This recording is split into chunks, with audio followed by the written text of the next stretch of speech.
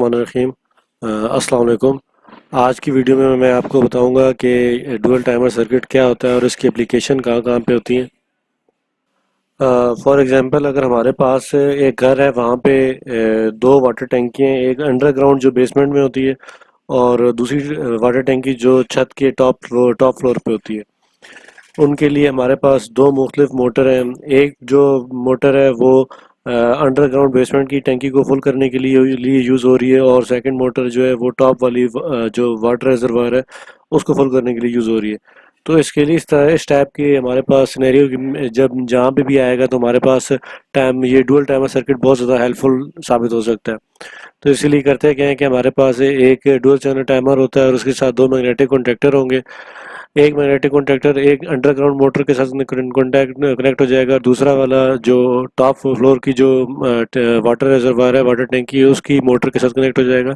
तो होगा क्या कि हम उस पर टाइमर सेट कर देंगे कि फॉर एग्जांपल 10 मिनट तक नीचे वाले फ्लोर की जो बेसमेंट की जो टैंकी है वो फुल हो जाए।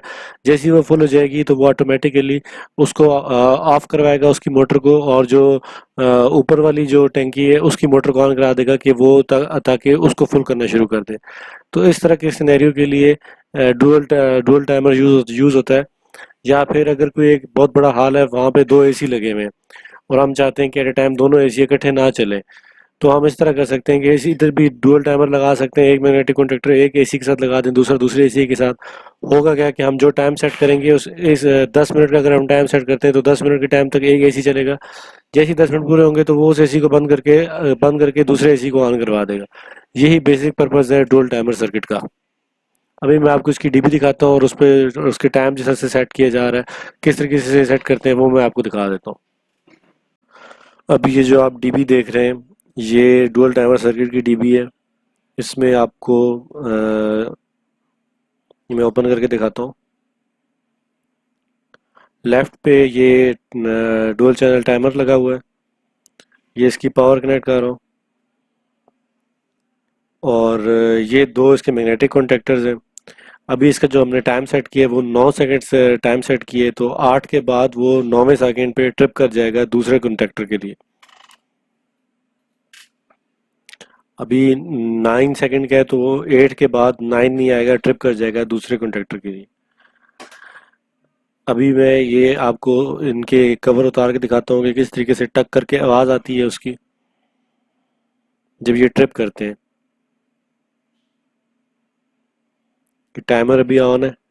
अभी 8 सेकंड के बाद ये दोबारा राइट वाले पे ट्रिप कर जाएगा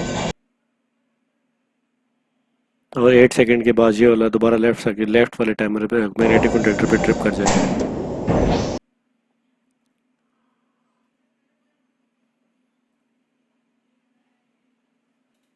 ये इसकी बाहर से आप लुक देख सकते हैं। एक बेसिक सी डीबी है और बहुत ही इम्पोर्टेंट और फंक्शनल के इसका फंक्शन बहुत इम्पोर्टेंट है।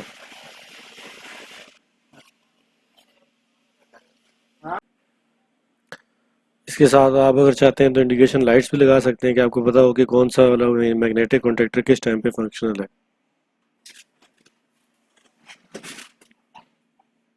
अभी ये मैं इसको दोबारा आपको ये कनेक्ट करके दिखा रहा हूँ और इस अभी मैंने इस पे 6 सेकंड का टाइम सेट किया हुआ है, तो 5 सेकंड के बाद ये ट्रिप कर जाएगा।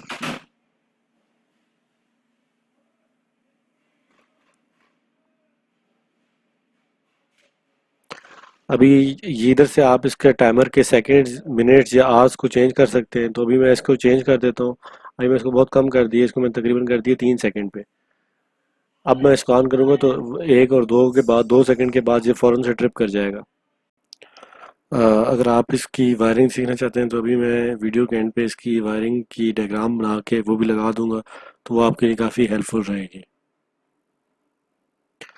आई होप कि आपको आज की वीडियो पसंद आई होगी। बहुत शुक्रिया। अल्लाह हाफिज़।